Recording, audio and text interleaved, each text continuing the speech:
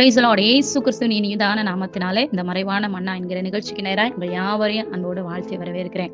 இன்றைய தியானத்துக்காக நாம் எடுத்துக்கொள்கிற வேத பகுதி எபேசியருக்கு எழுதின நிருபம் 4வது அதிகாரம் 32வது வசனம். நான் உங்களுக்காக வாசிக்கிறேன்.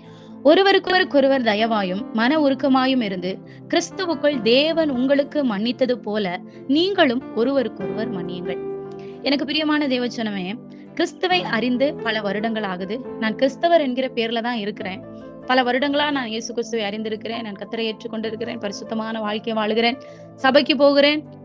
சபையில சொல்லுகிற எல்லா வார்த்தைகளுக்கும் நான் அப்படியே கீழ்ப்படுகிறேன் என்றெல்லாம் பெருமிதம் கொண்டிருக்கிற நம்மள அநேகருக்கு கிறிஸ்தவன் என்று சொல்லுகிறதற்கு அடிப்படையான ஒரு முக்கியமான ஒரு தகுதின்னு கூட சொல்லலாம். இந்த தகுதி என்னன்னு பார்த்தா மன்னிப்பு. இந்த மன்னிக்கிற சுபாவம் இல்லாமல்லே நம்மள அநேகர் சொல்லி கொண்டு இருக்கிறோம், நான் கிறிஸ்தவன், நான் கிறிஸ்துவனுடைய பிள்ளை, நான் ரட்சிக்கப்பட்டவன், நான் ஞானஸ்தானம் எடுத்தவன், நான் அபிஷேகிக்கப்பட்டவன், நான் பரிசுத்தவான் என்று சொல்லி அநேகர் சொல்லிக் கொண்டிருக்கிறோம். பேசிக்கான கிறிஸ்தவர்களா இருப்பதற்கு ஒரு முக்கியமான தகுதி என்று சொல்லப்படுகிற இந்த மன்னிக்கிற குணம் அப்படின்றது சபைக்கு போகிற 90% கிறிஸ்தவர்களுக்கு கிடையாது. எனக்கு பிரியமானவர்களே, நான் ஒரு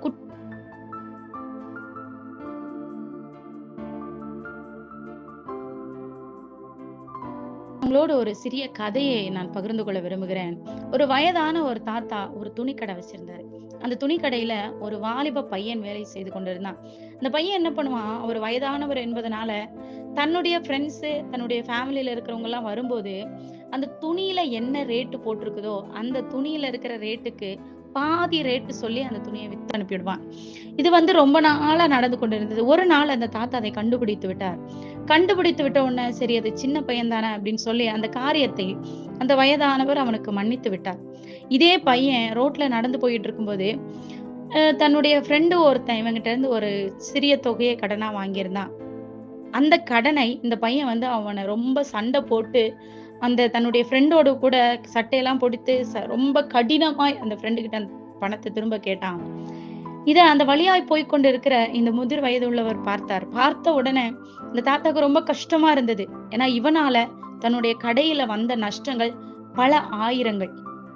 ஆனாலும் இந்த சின்ன தொகைக்காக நான் இவனை மன்னித்தேன். அவ்வளோ ஆயிரங்கள் கடன் வந்த பொழுதிலும், அவ்வளோ ஆயிரங்கள் லாஸ் ஆன பொழுதிலும் நான் இவனை மன்னித்தேன். ஆனா ஒரு சின்ன அமௌண்ட்டுக்கு தன் சொந்த தன்னோடு கூட பழகின தன்னுடைய ஒரு நல்ல நண்பனை இப்படியெல்லாம் பேசுகிறான் என்று சொல்லி அந்த தாத்தாக்கு ரொம்ப வருத்தமான உடனே அவர் போய் அந்த பையன்கிட்ட கேட்டாராம், இவ்வளோ லாஸான நான் உன்னை மன்னித்தேன், உன்னால ஏன் சின்ன ஒரு அமௌண்ட், அதுவும் உன் ஃப்ரெண்டு தானே, ஏன் உன்னால அவனை மன்னிக்க முடியல அப்படின்னு கேட்ட உடனே அந்த பையன் அந்த இடத்துல தலை குனிந்து போய் நின்றானாம். எனக்கு பிரியமானவர்களே, நம்முடைய வாழ்க்கையில இப்படிதான்.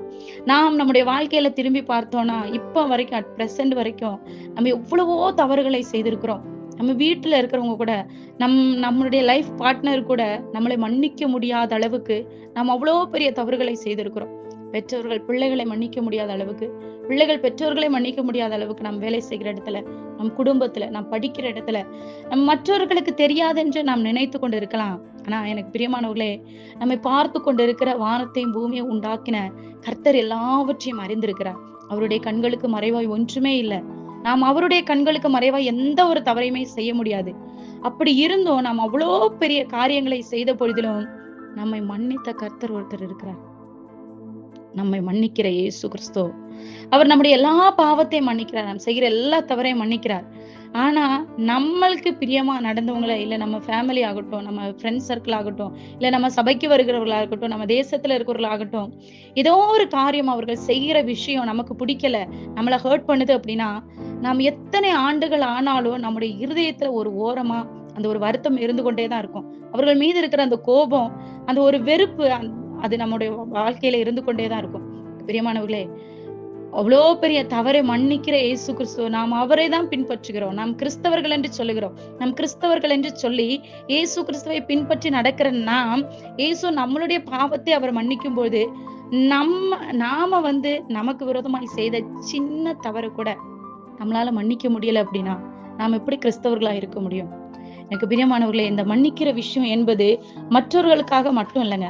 நம்முடைய வாழ்க்கையில இந்த மன்னிப்பை நாம் மற்றவர்களுக்கு கொடுப்பதனால நாம் முதலாவது கிறிஸ்தவர்கள் என்கிற தகுதி உள்ளவர்களா இருக்கிறோம். 6வது அதிகாரம் 4வது வசனத்துல நாம் இப்படியாய் வாசிக்கிறோம், மனுஷனுடைய தப்பிதங்களை நாம் அவனுக்கு மன்னித்தால் நம்முடைய பரமபிதா நம்முடைய தப்பிதங்களை நமக்கு என்ன பண்ணுவாராம்? மன்னிப்பாராம். அப்ப நமக்கு விரோதமாய் ஒரு மனுஷன் ஏதோ ஒரு காரியத்தை செய்யும் போது நம்மளால அவனை மன்னிக்க முடியல அப்படின்னா, நாம் செய்கிற பெரிய பெரிய காரியங்களுக்கு கர்த்தரிடத்திலிருந்து நிச்சயமாய் மன்னிப்பை பெற்றுக்கொள்ளவே முடியாது. அப்போஸ்தலனாகிய பவுல் கொலேசியருக்கு எழுதின நிருபத்தில் அவர் எழுதுகிறார், 3வது அதிகாரம் 13வது வசனத்துல, ஒருவரை ஒருவர் தாங்கி ஒருவர் பேரில் ஒருவருக்கு குறைபாடு உண்டானால் ஒருவருக்கொருவர் மன்னியுங்கள், கிறிஸ்து உங்களுக்கு மன்னித்தது போல நீங்களும் செய்யுங்க. எனக்கு பிரியமானவர்களே, இது கிறிஸ்தவர்களுக்காக சபைக்கு போகிற பிள்ளைகளுக்காக சொல்லப்படுகிற ஒரு வார்த்தை. மற்றவங்க எப்படி வேணாலும் இருந்துட்டு போட்டுங்க, ஒருவேளை அவங்க கிறிஸ்துவை அறியாதவர்களாய் கூட இருந்துட்டு போகட்டும். நாம் கிறிஸ்துவை அறிந்தவர்கள். நமக்கு இன்னொருத்தர் மேல ஏதாவது குறைபாடுகள் இருக்குமானால், வருத்தங்கள் இருக்குமானால், நாம் என்ன பண்ணணும்? சபைக்கு வரும்பொழுது முதலாவது அவர்களிடத்துல மன்னிப்பு கேட்க வேண்டும். நாம் அவர்களை மன்னிக்கிறவர்களா இருக்க வேண்டும். நம்ம எந்த தப்புமே பண்ணல, அவங்க பண்ணதான் தப்பு அப்படின்னா முதல்ல போய் அவங்க கிட்ட பேசணும். பேசி அவர்கள் தப்பிதங்களை நாம் என்ன பண்ணணுமா? முதலாவது மன்னிக்கணுமா? நாம் மன்னித்து இதன் மூலியமா என்ன பண்ணுகிறோமா? கிறிஸ்துவை வெளிப்படுத்துகிறோமா? கிறிஸ்து நமக்கு மன்னித்தது போல அவர் நம்ம எப்படி மன்னித்தாரு? நம்ம இந்த தப்பை திரும்ப பண்ணவே மாட்டோம், நம்ம ரொம்ப பரிசுத்தமாய் வாழ்வோம் அப்படின்னு தெரிஞ்சு அவர் நம்முடைய பாவத்தை மன்னித்தாரு?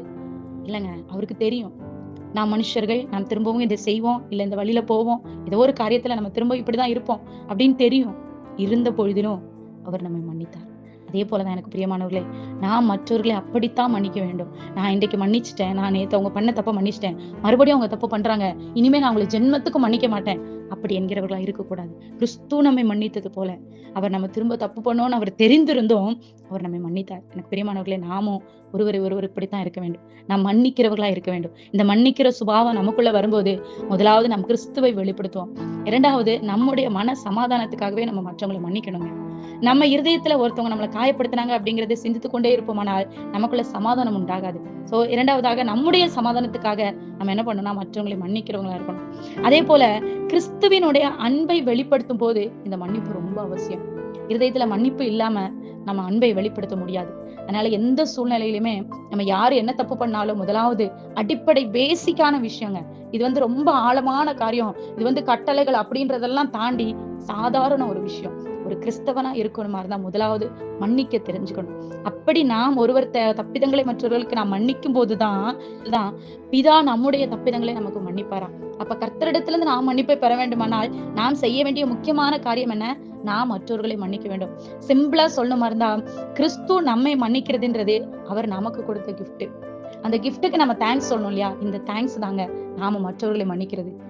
ஏசப்பா இவ்வளவு பெரிய பாவத்தை நமக்கு மன்னிச்சாரு, அவருக்காக நம்ம என்ன செய்ய போகிறோம் அப்படிங்கிற ஒரு கேள்வி இருந்தா, இப்ப நமக்கு ஃப்ரெண்டா இருந்தாலும் யாரா இருந்தாலும் நமக்கு ஒரு கிஃப்ட் கொடுத்தாங்கன்னா நம்ம அவங்களுக்கு பதில் கிஃப்ட் கொடுப்போம் இல்லையா?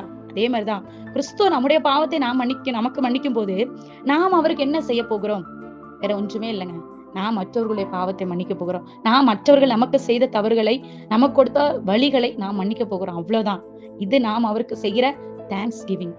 பிரியமானவர்களே, அதனால எல்லாவற்றையும் கலத்தி போட்டு உங்க இதயத்துல என்ன வருத்தங்கள் பாரங்கள் இருந்தாலும் இந்த வார்த்தைகளை கேட்டுக்கொண்டு இருக்கிற எனக்கு அருமையான சகோதர சகோதரிகளே, தயவு செஞ்சு இன்னைக்கே அந்த வருத்தங்கள் எல்லாத்தையும் தள்ளி போட்டுட்டு நீங்க அவர்களை முதலாவது மன்னிங்க.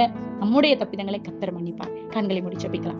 எங்களை அதிகமாக நேசிக்கிற அன்பின் பரிசுத்த பரலோக பிதாவே, இந்த வார்த்தைகளை கேட்டுக்கொண்டு இருக்கிற ஒவ்வொரு பிள்ளைகளுக்காய் ஜெபிக்கிறேன். கடந்த நாட்களில் இவர்கள் இருதயம் எந்தெந்த காரியத்திலெல்லாம் காயப்பட்டு போனதோ இந்த காரியத்தெல்லாம் உடைய கரத்துல தருகிறேன். காயப்படுத்தினவர்களையும் உடைய கரத்துல தருகிறேன். ஆண்டவரே, இந்த நாள்ல இந்த பிள்ளைகள் ஆண்டவரே அவர்கள் எல்லாரையும் மனதார மன்னிக்கிறாங்கப்பா.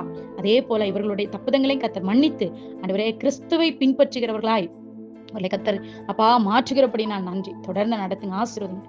கிருபை நாள் கர்த்தாவே மன்னிப்பினுடைய பிரதிபலனை கர்த்தர் இவர்களுக்கு பரத்திலிருந்து கொடுக்கும்படி ஜெபிக்கிறேன். ஆசீர்வதிங்க. இயேசு கிறிஸ்து நாமத்தில் ஜெபிக்கிறேன் நல்ல பிதாவே. ஆமென். For prayer support, please contact these numbers.